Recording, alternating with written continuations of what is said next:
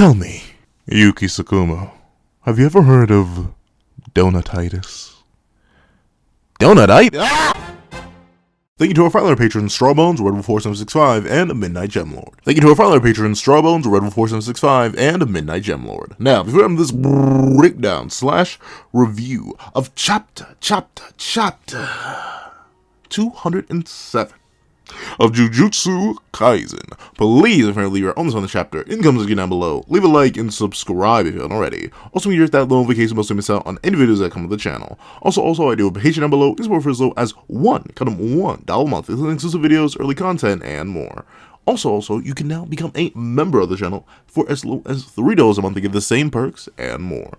Now, let's hop into the review. What's up, guys? Welcome to Hunter here, and here we are to do a review of chapter 207 of Jujutsu Kaisen, which is known as let me hit it for the one time, Star and Oil number 3. Like, legitimately, like, hey guy, I get it. I know it's a motif you've had going on for a while now, but come on, bro. You couldn't call it the donut? The special grade donut? I'm sorry.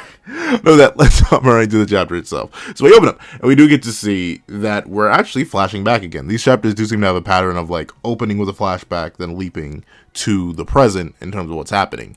And we see context. Admittedly, I feel a little bit, I feel like it's implied. Like, you don't necessarily need this flashback from the beginning, but once again, it's always good to get nice character interactions between this oddly formed trio of Choso, Yuki, and Tengen. 3 people of, like, entirely different backgrounds that all happen to be part of the world of cursed energy. Like, Tengen's a thumb, Choso's a cursed painting, and Yuki is a special grade sorcerer. That is a pure human. Like, they're all completely weird, but just because of how complex the Jujutsu world is, they're all aligned under the same banner. Except Tengen, because I still don't trust Tengen. And like Kenjaku said, don't trust Tengen, and I don't know, I just can't trust the thumb. But regardless, we see that Choso's like, hey, let me level with you real quick. I literally couldn't care less. Like, he can splatter me across the floor. Like, I could be everywhere. I could be a little bit over here, a little bit over there, a little bit down there. Like, I could be everywhere. But as long as he's in a pack, as long as somebody's lighting that bad boy up, then I'm good. It's like, you know, me, my fam, my people, we're all good, especially Yuji, because he's the only one who's still alive and that isn't currently in a storage container. I'm down. And we see that while Choso has this, like, martyr mentality on deck, Yuki's like, I mean, if you say so, like, that's fine, that's cool and all, but 1, Tengen's gonna make me clean up your remains after we win, and 2, we do actually have a strat, if you don't mind listening real quick before just jumping into the jaws of death. And Choso, there's this wonderful little reaction, but Chibi Choso, I feel like we've seen him before, but it's just so interesting. He's like, oh, really? I may not have to perish immediately? And they explain the plan from last chapter, which, as we saw last chapter, did not go all too well. But with that being the case, Choso's like, wait a minute. Okay, so you're gonna dismantle his domain. And Yuki's like, exactly, that's all we need you for the later stage, because your AP, if used well enough, could actually be useful against someone who simply doesn't have access to their curse technique. And with that being the case, they're obviously arguing that maybe, just maybe, they should lead with Yuki and Choso should come out fresh, right out the clutch, and then do a little bada bing bada boom to the head, you know what I'm talking about? But we see that Choso's like, well, in reality, I think it's still better for me to go out first for multiple reasons. 1, I could hypothetically get him to utilize his curse technique, right? Like, that's just the primary thing. And that was Choso's original goal when he first appeared to battle Kenjaku a couple chapters back. But on top of that, you getting Choso out the way first not only gets the curse technique, and the trade-off of a domain being that you can't use a curse technique, obviously, if Choso shows up as a vanguard, he's not going to expand it. He's going to rely on other stuff, which leads to the whole getting the curse technique thing out. But on top of that, with that being the case, Choso's still believes that Kenjaku wouldn't expand his domain against him. And he's right, because as much as we love Choso, he kind of fought her, at least relative to special grade sorcerers. Choso ain't leveling the country on his own. That's just not in his capabilities. It's not in the cards.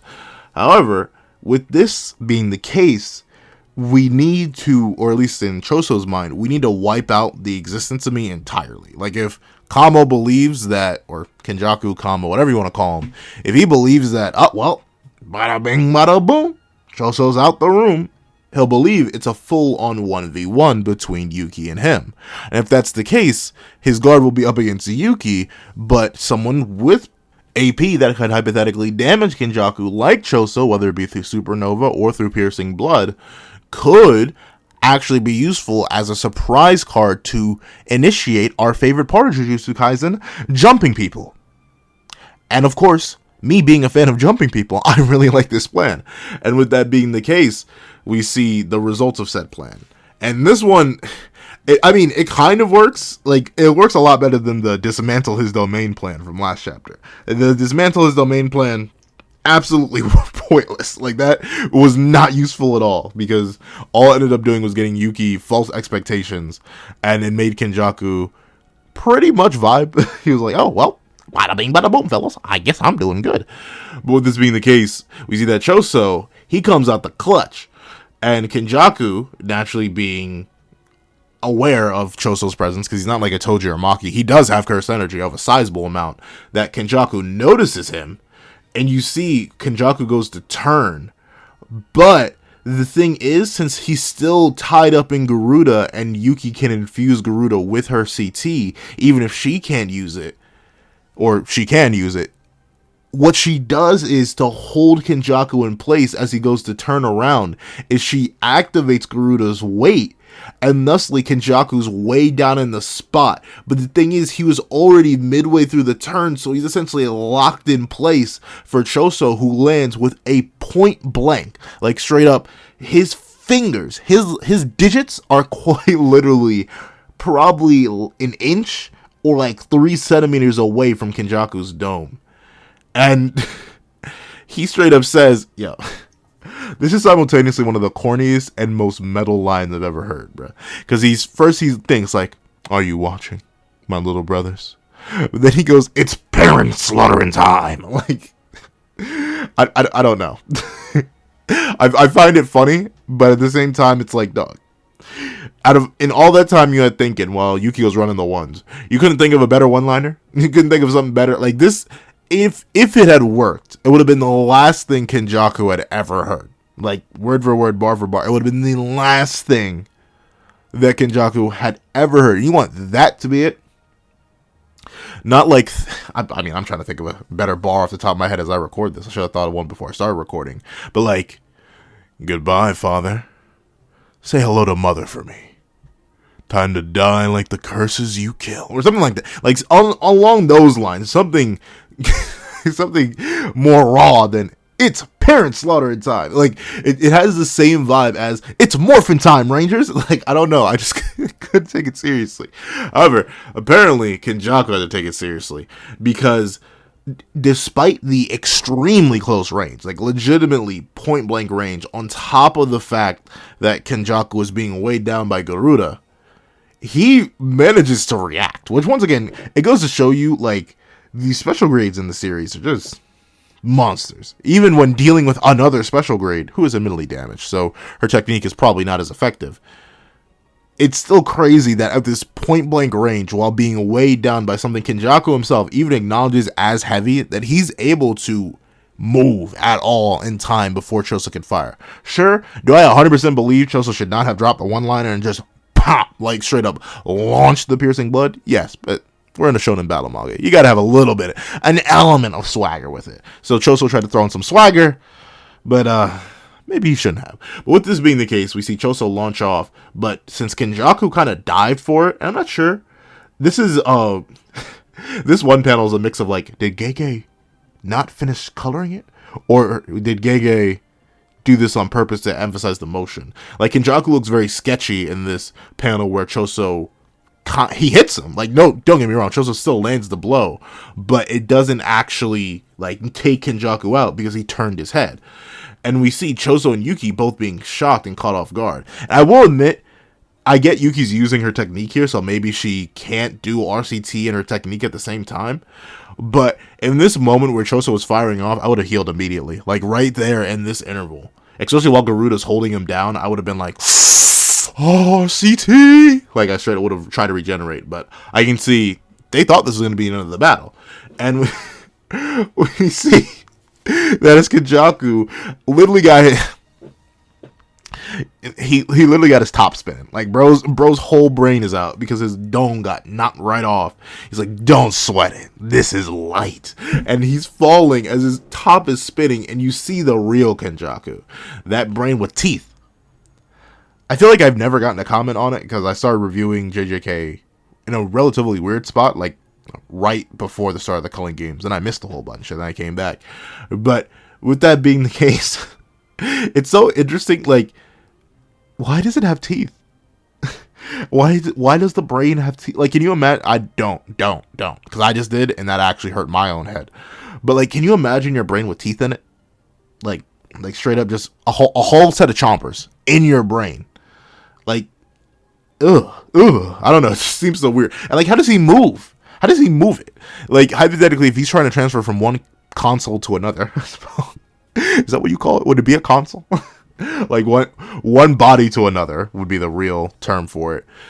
Like, does he have to do it quickly? I'd assume he has to, right? Because if he removes the brain, that ceases all motor functions. Like, does he have to, like, perform a handstand? Like, when he went from Yuji's mom's body, Mrs. Itadori's body, over to Geto's body, did he have to like set Geto up in a real special way and then have Yuji's mom do a handstand so the brain just fell into Geto's open brainstem, or what? Like, I don't know. I'm actually kind of intrigued to see the transfer process because it's been hinted at. We know Kenjaku has had tons of vessels, but I'm interested to see like what the process of transferring looks like. I think we may see it. I don't know why. I feel like a deep part of me is like, we're going to somehow see that. At least once. I don't think he's going to stay in Geto's body for the rest of the series. But he may. Cursed Spirit Manipulation is really, really solid as a technique. So I wouldn't be shocked if you want to stay there for a while. However, we see as he falls and says, don't sweat it, Yuki immediately recognizes what Kenjaku did in order to mitigate the damage of piercing blood. He actually used an old boxing trick, and he spun in the direction of the piercing blood so it glanced him rather than taking the full head-on impact. And notably, I'm not a boxer, but I think I've heard of this trick before. Like, instead of getting punched dead on in the face, you turn with the punch. Because, like, even just that little bit of extra motion helps mitigate the damage the punch would do to you in comparison to taking it head-on, like Kenjaku's about to take that piercing blood head-on. Once again, it just plays into the fact that Kenjaku has been through it all. Like as he said to Tengen last chapter and mocked him for, yeah, Brody, you've been living up in your nice little home, having a good old time. Me, I've been in these streets. I've been grinding. I've been stat padding. I've been learning. I've been developing as a sorcerer, as an individual, and thusly, he picks up a whole ton of neat tricks. Like Kenjaku, out of his literal 1,000-year lifespan, just randomly said one day, yeah, you know what, I'm gonna go watch a couple boxing matches. Ooh, that's a neat trick, just in case anyone tries to knock off my brain cap. Let me just learn how to do that, and he did. And we can see that apparently Kenjaku's just gotten super good with his, like, cap reattachment. Because before Yuki can even reach him in terms of combat, he already got his cap back on. It feels so weird talking about, like, the literal top of his head as, like, a cap. Like, it's like, I'm talking about a water bottle. Like, oh, he got his cap back on. But no, he literally got his brain reattached and is already pulling new stitches in before someone like Yuki, as fast as she is, could lunge in and attack him. However, we see, and with the pace of the battle being extremely high now, like, obviously their KO strategy didn't work, Yuki goes on the offensive to the point where she believes things are getting interesting, and she slams Kenjaku with a kick to the dome while Garuda's still wrapped around him. And admittedly, this is another reflection. I can see where Todo got his high kick status from, because she literally straight domes bro with a roundhouse. And I don't think, was it a roundhouse in Shibuya? I would double check. I think it was a roundhouse in Shibuya where Todo used Black Flash. It was that kick where Todo achieved the next level, the core of cursed energy.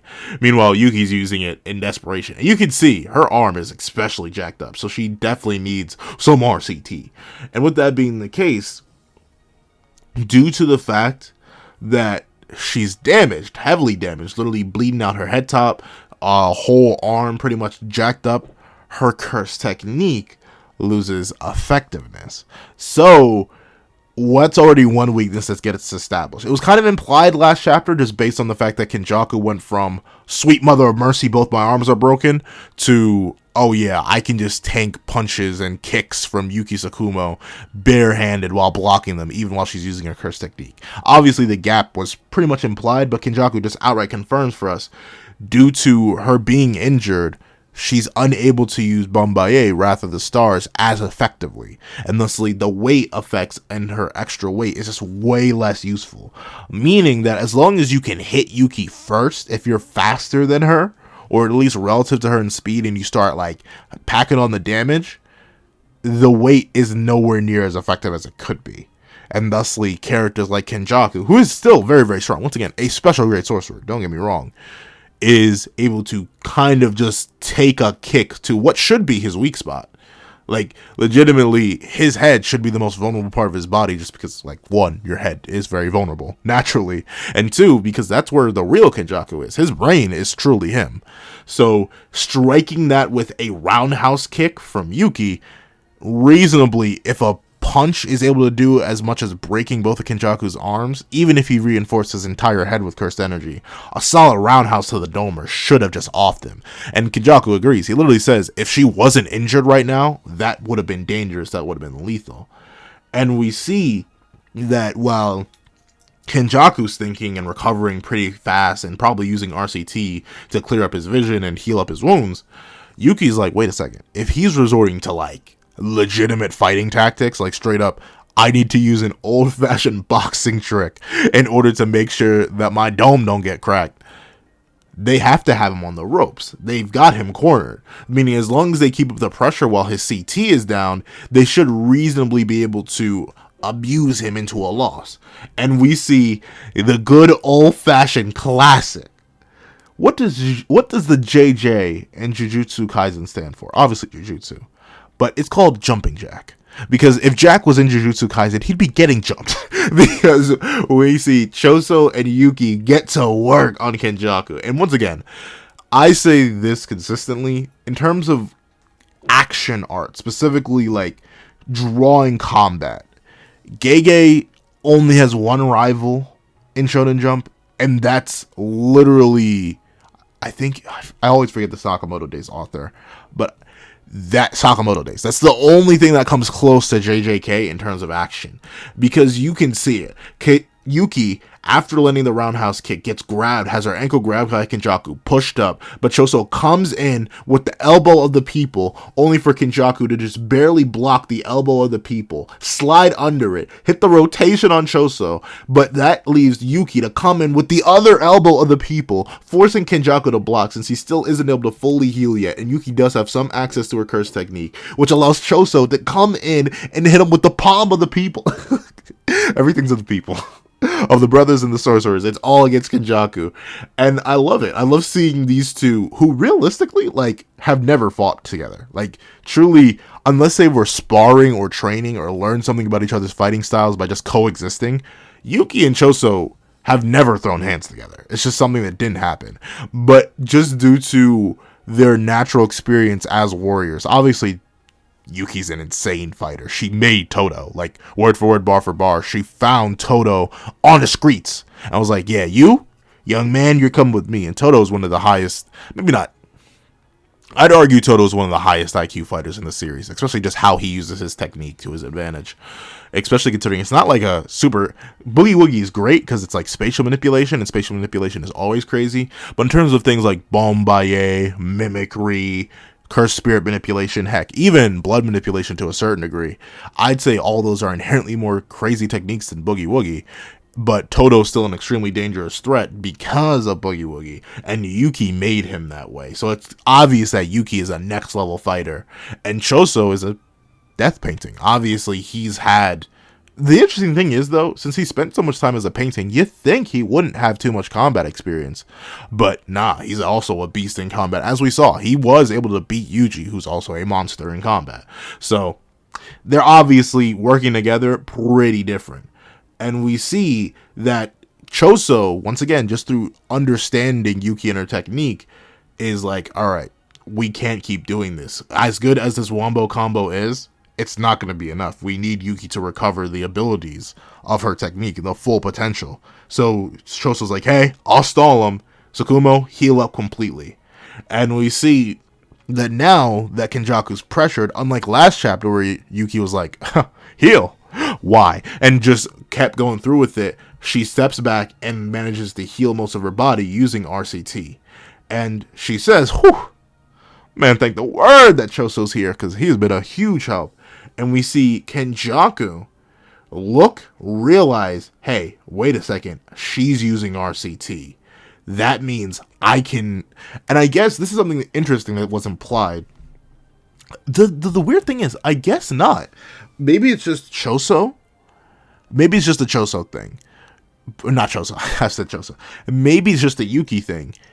But other sorcerers, at least that we've seen, can use their technique at the same time as they use RCT. Like when Yuta uses RCT, Rika doesn't disappear. He's fully able to use RCT and Rika at the same time. And when... Well, Gojo's constantly using RCT. It's the only way he keeps his brain fresh. But he's also able to do it. And, like, I can give Gojo a pass because it's literally Satoru to Gojo. Like, obviously, maybe he's just different. And Yuta's pretty different too, but still, he's a special grade with even less experience than Yuki. So you'd think she'd be able to maintain her technique while using RCT.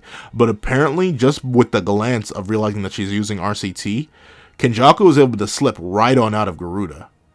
Or, wait, let me see. Is it something different? Is it something that I don't expect? Nah, yeah. Due to that, I'm guessing the weight on Garuda was loosened enough that Kenjaku could slip out of it while being extremely battle damaged. Like, bro is covered in marks and hits, but he manages to push Garuda down and slide right on out, which essentially makes their wombo combo way less effective.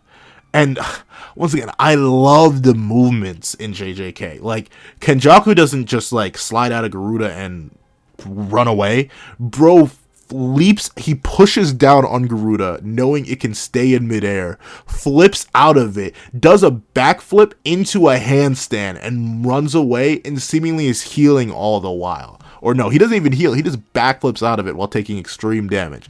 I love the way Kenjaku fights. It's weird to say it's so non-big bad final villain-esque.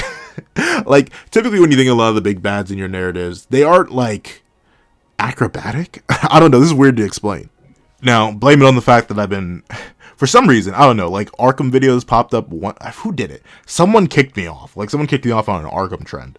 Then I was just thinking, like, man, the Arkham games are really, really good. Let me listen to multi-hour perspectives or retrospectives on these things as I draw and do other stuff. So I've been listening to a whole lot of that. And one of the main thing that I think of when it comes to, like, a final fight is Clayface in Arkham City.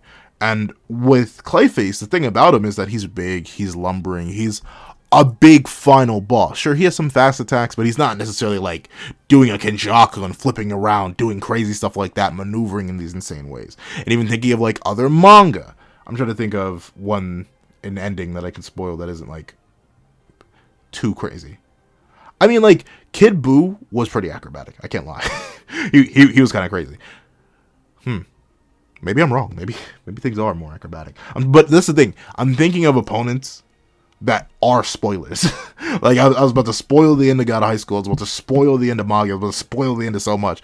So, essentially, final villains don't move like Kenjaku. Kenjaku is literally just a sorcerer that's been grinding. Like, to the ultimate degree. Bro is just someone who knows how the body works, knows how cursed energy works, and knows how to manipulate it, knows all of that. He's just a super experienced dude.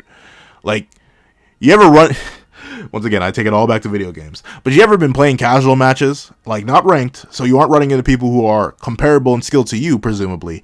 But no, you're just playing casual matches, and you usually run into people who are, like, around your level, maybe a little bit above, maybe a little bit below, or in the occasional, and you run into the occasional victim. And then you just run into that guy that's been playing the game since it came out, and they absolutely mop you, like, because they know every single thing in the game. They've tried out every single thing, and they're just really, really, really good. And you ran into them by pure accident because you're playing casuals. That's what it feels like with Kenjaku. Bro just knows the game really, really well. He knows every cheat. He knows every glitch. He knows all there is to know about the game. And he knows everything about this character that he's picked up and played for forever. And thusly, he's way more dangerous than pretty much anyone else on a sheer knowledge front. And not just knowledge in, oh, what he knows, who he knows, but how he knows to manipulate his body and battles in certain ways that others just wouldn't understand. Like the wherewithal to push up on Garuda, to flip out of Garuda, because you notice out of the corner of your only functioning eye that one of your opponents decided to take the 10 seconds maybe it took to heal. Bro's just on another level in terms of movement, in terms of thought, in terms of sorcery. He's just him. And with that case, we see that Yuki just straight up acknowledges it. In that brief moment where Bombay was weakened because she was operating reverse curse technique, she lost him. And thusly, she lost his hold on him, and they both lost him, but now that gives her free reign to Garuda. And while Yuki didn't manage to fully heal, you can see there are still some marks on her face. Now, with her at full power, or at least relatively close to it, this gonna be dangerous, because we gotta realize she can use Garuda independently and infuse it with virtual mask, and she can use herself independently and infuse it with virtual mask, but she's now using Garuda as a weapon, meaning all the virtual mask that's inflicted on her is being combined with the virtual mask that's included on Garuda, meaning if you get smacked right now, you in big danger. Even Kenjaku looks at it like, oh no, I may have miscalculated. And Yuki swings with the force of the heavens at her disposal and slams. And Kenjaku just barely manages. Like, bro literally whiffed by an inch. Maybe 2. Like, she devastates the area that they're in, sending fissures and cracks everywhere. But Kenjaku managed to avoid. And it leads Kenjaku to being like, oh, well, now I'm in a mix-up situation. And the thing is, it is like insane the level that these two are operating at. Because in the midst of all this chaos that gets sent up by Yuki destroying the area, it looks like, at least if I'm able to tell it right, Kenjaku is forced to dodge a piercing blood in the mix of it, because there's a line, there's an arrow that comes straight down. But the thing is, it looks like Choso even used that through a canal, because Choso immediately bursts through the rubble on Kenjaku's right and comes in to swing for my boy's dome. And then Yuki comes out the clutch from the heavens and swings down with Garuda again. So, once again, JJK battles. Peak. Beautiful. I love it. What did Choso do? He locked Kenjaku down, made him dodge to the right. Choso's coming on his right. Yuki's locked in, swinging down on Kenjaku. But we see Kenjaku, in a very similar vein. It's so interesting thinking of Kenjaku versus Yuta, mainly because of how well these two time their post-domain recoveries. Because the moment that Kenjaku's in this super crazy, insane, dangerous situation where this is literally probably a death knell. Like, if his technique respawned 10 seconds later, he was dead. Like, just straight up, he lost. Because the Garuda was coming in with all that virtual mass. Immediately, Kenjaku timed his technique recovery perfectly that Garuda gets slammed into the ground with gravity just before it can hit him. And with this being the case, Choso realizes, no, it's the worst case scenario. His curse technique has recovered already. However, with this being the case, it does make sense, because we've seen sorcerers use their abilities after a domain pretty fine, but still, it's crazy that Kenjaku has this much cursed energy. Like, he's not Yuta. He doesn't have the most. He's not Gojo. He has less than Gojo. He has less than Yuta. But post a domain after using RCT to not just heal out, like, it wasn't a flesh wound Yuki gave him. He straight up lost his arms. Like, he had to reattach those bad boys, fuse his head back on. And remember, this is not the first time he's used gravity. He has been spamming gravity just a little bit. Then a domain on top of all of cursed spirit manipulation, and bro is still able to casually pop out techniques. Bro's reserves, kinda wild. I ain't gonna lie to you, they are kinda wild. However, something interesting to note is that when he uses gravity, Choso hits the ground, but only a piece of Garuda hits the ground. Like you see, Garuda slams into the ground, causing another tremor because of how heavy he is. But on top of that, only a piece of him has really hard snapped into the ground, which reveals that Kenjaku's technique has a very limited range. And we see that due to this, Kenjaku, while locked in place because he's using gravity, Tsukumo notices that, hold on a second, only that range is locked down. And due to the fact that Garuda is already a pretty strong thing being imbued with Bombaye, it manages to take its tail that isn't weighed down and lunge it towards Kenjaku. However, Kenjaku then reinforces this technique on top of that, locking Garuda down. But since Garuda's tail is free, guess who also is free? Yuki. So Yuki lunges in and realizes that she can use this opportunity to lunge in. And she sees as Garuda's on the ground and Choso's on the ground, she takes a full read of Kenjaku's technique. She's like, okay, 6 seconds. The technique's effective range has a radius of 2 to 3 meters around the sorcerer for 6 seconds. Then he fills the cooldown interval with cursed spirit manipulation.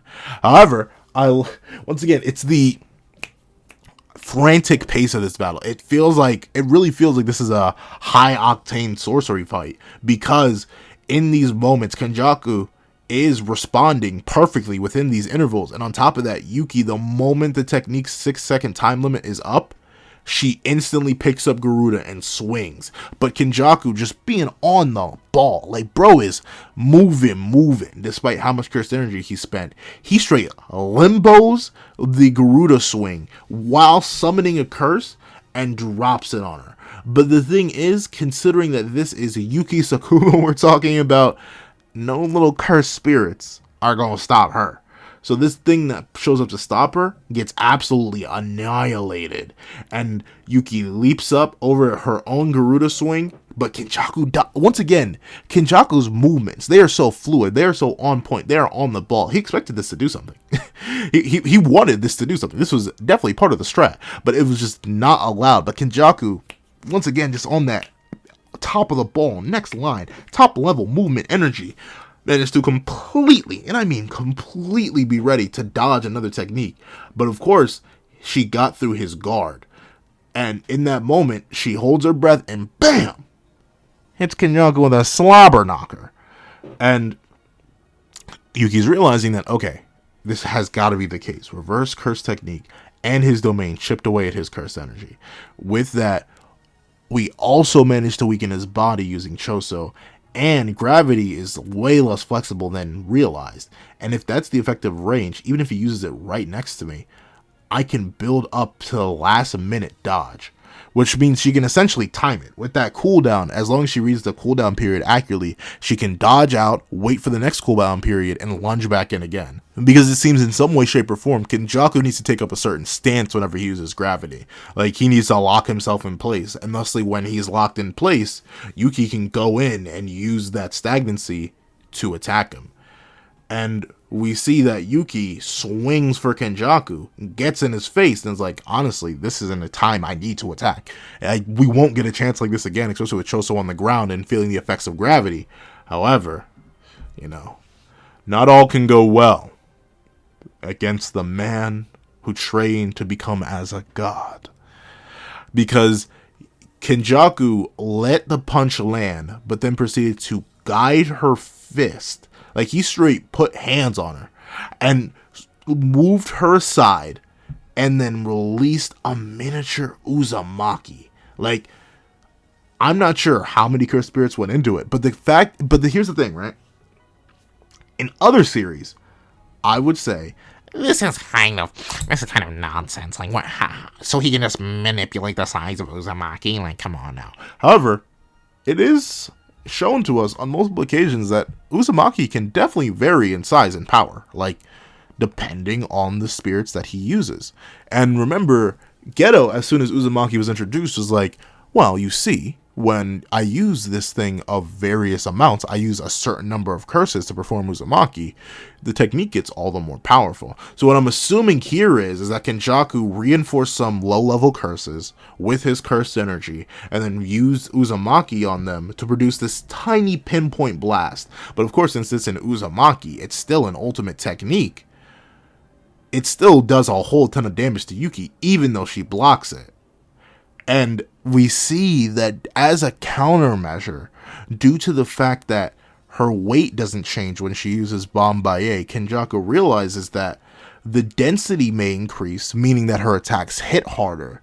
Her durability doesn't, meaning her defenses are still only as high as she can reinforce herself with cursed energy. And thusly, in a case like that, all attacks against her are just as effective as they would be against a regular person, despite what her AP implies. Which implies that there's a drastic gap between her AP and her durability, which is really, really bad against someone like Kenjaku, who can pretty much spam abuse your body to the point where you can't even use your curse technique. Like, especially with I was about to say curse sage mode, but especially with curse spirit manipulation, she just gets absolutely annihilated. And with a second mini Uzumaki, considering she's so focused on guarding her face, Kenjaku donuts her. Like, straight up blasts a hole through her gut. And interestingly enough, she still should be able to recover from this. Like, the chapter ends on this note. Like, straight up, she's donutted, Choso screaming, she's blah, blah, blah, blah, coughing up the good stuff. But the thing is, I specifically remember from the Kashimo fight, Kashimo says, cursed energy comes from the gut, but you can control RCT through the brain, so I'm not sure if Kenjaku targeted Yuki's gut in order to lock off her cursed energy to prevent her from using RCT instead of going for her brain, or not. Notably, her technique is obviously not fully automatic like Hikari's is because of her lack of infinite curse energy. So I wonder if Yuki will be able to recover from this. She should reasonably. I feel like she has enough gut left. Like, she wasn't fully donutted, she wasn't bisected. So I think as long as she focuses and someone like Choso can get up and stall Kenjaku for long enough, she should be able to fully heal. I don't know. I feel like I trust Gege enough to think he will not pack up Yuki in this specific scenario. I think this may be the end of their battle, as in maybe Choso and Luki? Choso and Yuki lose here, as in this is the definitive end of their fight. But I don't think Yuki's going to perish here. I don't know, just feels like it's not in the cards based on Gege's writing style. A lot of other series, I think this would be the end, but I have faith. Overall, I really like the chapter. I think it did a really solid job incorporating Choso into the fight, and while I do think Choso did fumble the bag a little bit here, I can't blame them for that. Like, legitimately, it's Kenjaku, the final villain, and the final villain is being the best final villain that could final villain in the most interesting way a final villain could final villain. So of course I love it. It's amazing. I love seeing how these two, or really how these three fighters all interact and fuse and combine, and really all their techniques are really, really, really different in how they interact and how they operate, but how they compile on top of each other, on top of their abilities as just like straight up martial artists, as warriors. Really, really cool to see. Love what Gege is doing with it. Can't wait for the next chapter. However, that's what I think. Please tell me what you guys think in the comment section down below. Thank you so much for watching. Remember to like, share, comment, and subscribe. Make sure the notification bell to miss out on any videos that come to the channel. Also, I do a Patreon down below. You can support for as low as $1 a month, including exclusive videos, early content, and more. Also, you can help become a member of the channel for as low as $3 a month to get the same perks and more. Thank you so much for watching once again, and I hope you guys have a wonderful day. This is Dago the Pencil, writing off.